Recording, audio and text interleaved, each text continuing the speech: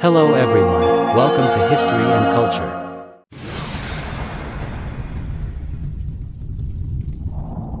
In the 24th year of the Jiannan era, 219 AD, Guan Yu, the foremost general under Liu Bei, launched a northern expedition that sparked the Battle of Xiangfan, sweeping across northern Jingzhou. In this campaign, Guan Yu achieved extraordinary victories against a superior force, shaking the very foundations of the Central Plains and even forcing Cao Cao to contemplate relocating his capital. How did Guan Yu manage to turn the tide against an elite Cao army led by renowned generals? Let us travel back to that era of heroes and uncover the truth. In July of the 24th year of Jiannan, 219 AD, Liu Bei emerged victorious from the protracted Battle of Hanzhong, defeating Cao Cao and proclaiming himself king of Hanzhong. This triumph not only marked the expansion of Liu Bei's power but also paved the way for his next strategic move. According to Zhuge Liang's Longzhong plan, Liu Bei's faction needed to secure both Yizhou, modern Sichuan, and Jingzhou, modern Hubei and Hunan, to launch a northern campaign and restore the Han dynasty. Jingzhou, in particular, served as the critical launchpad for this endeavor. At this time, Guan Yu, the commander stationed in Jingzhou, received orders to initiate the northern expedition, targeting the key northern strongholds of Xiangyang and Fancheng, both under Cao Wei's control. These cities were not only gateways to the capital region but also strategically positioned along the Han River, making them vital defensive points. Leading his forces northward with unstoppable momentum, Guan Yu swiftly advanced to the outskirts of Xiangyang, threatening Cao Cao's lifeline. Cao Cao, naturally, could not afford to remain idle. To avert the crisis, he urgently mobilized several celebrated generals, Cao Ren, Eugene, and Wen Ping, to halt Guan Yu's advance. Facing an elite Cao army with superior numbers, how did Guan Yu, commanding fewer troops, manage to prevail? The answer lies in his exceptional military talents, which shone brilliantly throughout this campaign. Guan Yu's prowess in field battles had earned him fame long before this campaign. Few may know that Guan Yu briefly served under Cao Cao, during which he achieved remarkable feats.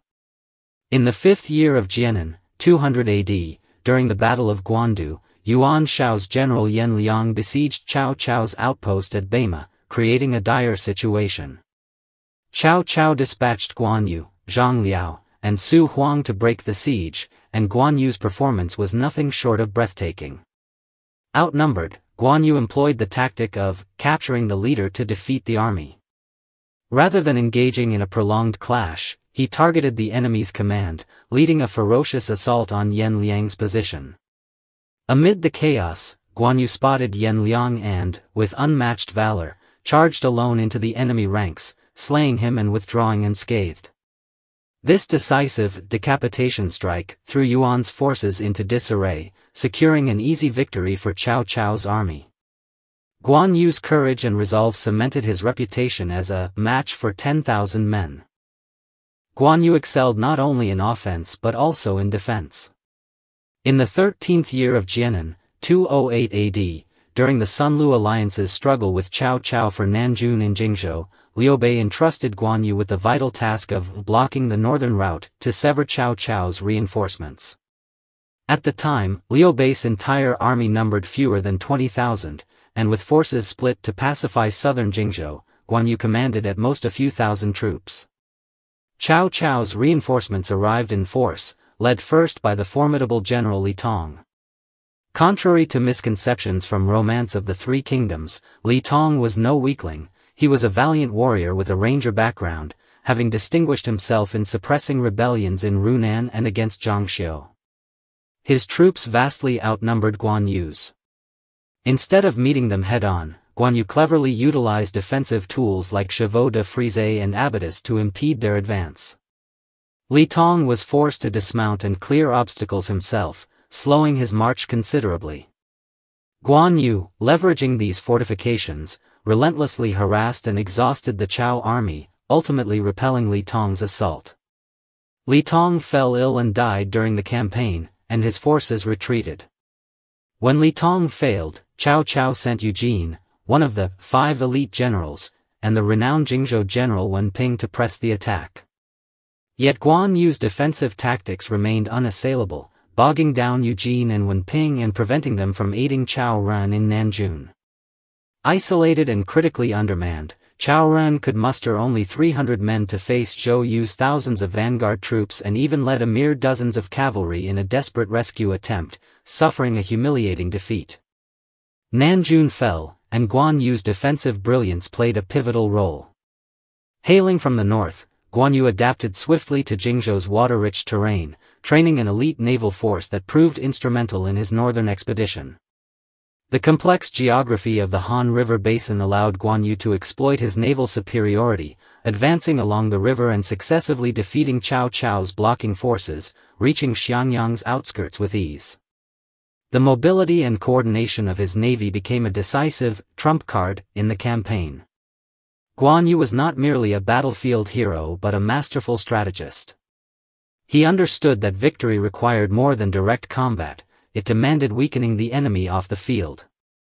During his tenure in Jingzhou, Cao Cao's territories saw multiple uprisings, at least 3 of which were directly tied to Guan Yu's efforts.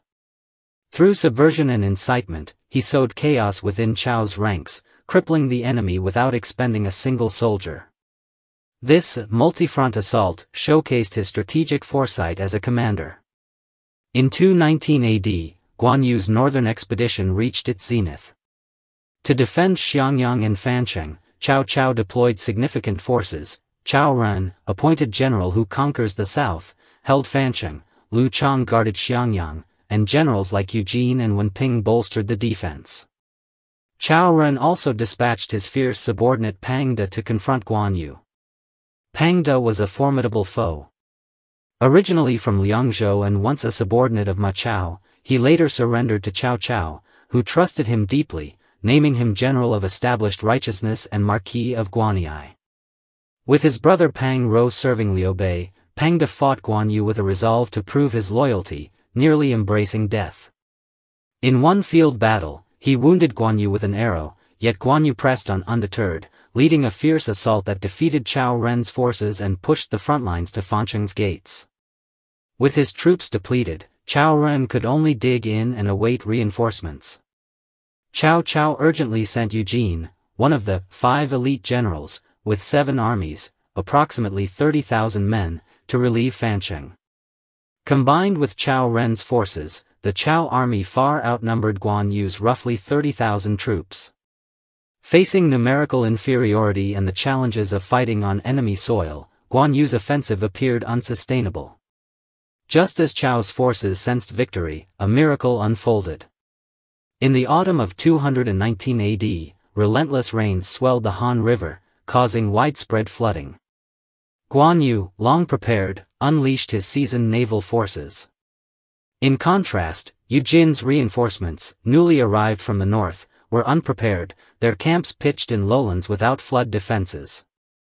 When the waters surged, Eugene's 7 armies were inundated, and his troops scattered in panic. Seizing this divine opportunity, Guan Yu personally led his navy, launching a devastating assault from large ships against the flood-trapped Cao forces. Despite Pang De's valiant resistance, he was captured and, refusing to yield, executed by Guan Yu. Meanwhile, Eugene, the commanding general, surrendered almost without resistance, a disgraceful collapse. Guan Yu effortlessly annihilated Eugene's 7 armies, securing a stunning triumph. This victory, dubbed "flooding the 7 armies," was no fluke but the fruit of Guan Yu's foresight. From the campaign's outset, he had anticipated the Han River's autumn floods, training his navy accordingly. Cao's generals, particularly Eugene, unfamiliar with Jingzhou's terrain, rushed into battle, handing Guan Yu an exploitable flaw. Notably, Wen Hui, a Cao general in Yangzhou, had warned of the Han River's perils, stating, "The Han River is rising, and Cao Ren's isolated army is deep in enemy territory without support. Guan Yu is cunning and will surely use the flood to strike." If Wen Hui could foresee this, how could Guan Yu, intimately familiar with Jingzhou's climate and geography, miss such a chance? Eugene's surrender struck a heavy blow to Cao's morale. Among the 5 elite generals, Eugene held a lofty status. With 30 years of service and countless achievements, he often led independent armies, executing challenging missions. Cao Cao had honored him as general of the left with the false festival axe, granting him authority to execute officials below 2,000 bushels and wage war autonomously, a rare privilege in Chao's ranks, surpassed only by Cao Cao himself. Yet, against Guan Yu's strategic brilliance, Eugene's defeat seemed almost fated. After flooding the 7 armies, Guan Yu's prestige soared to its peak, recorded in history as shaking the entire realm. Chao's forces in northern Jingzhou suffered successive defeats, and uprisings flared around Xuchang, rallying to Guan Yu's cause. With Xiangyang and Fancheng perilously close to Xuchang, Cao Cao faced unprecedented pressure, even considering a capital relocation north of the Yellow River. Fortunately, advisors Sima Yi and Jiang Ji intervened. They argued that Eugene's loss stemmed from natural disaster, not military failure, and its broader impact was limited. Moving the capital would erode morale and destabilize the Huai and Han River regions. Crucially, they noted that Sun Quan and Liu Bei were allies in name only.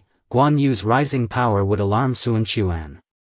By exploiting Sun Quan's unease, Cao could use him to curb Guan Yu and lift the siege of Fancheng. Convinced, Cao Cao abandoned the relocation plan and initiated covert talks with Sun Quan. At this juncture, Sun Quan dispatched an envoy to meet Guan Yu, further complicating the battlefield dynamics. Ultimately, Guan Yu's northern expedition faltered due to Sun Quan's betrayal, a tale for another time. The Battle of Xiangfan ranks among the most exhilarating campaigns of the Three Kingdoms era. With fewer troops, Guan Yu leveraged his mastery of field battles, defense, naval warfare, and subversion to defeat Chao's famed generals, nearly toppling Cao Cao's regime. Though undone by Sun Quan's treachery, his feat of shaking the realm remains awe-inspiring. What do you think was the key to Guan Yu's success? Share your thoughts below. This is History and Culture Channel. Like and subscribe are the biggest help and support for us. Thank you everyone. See you next time.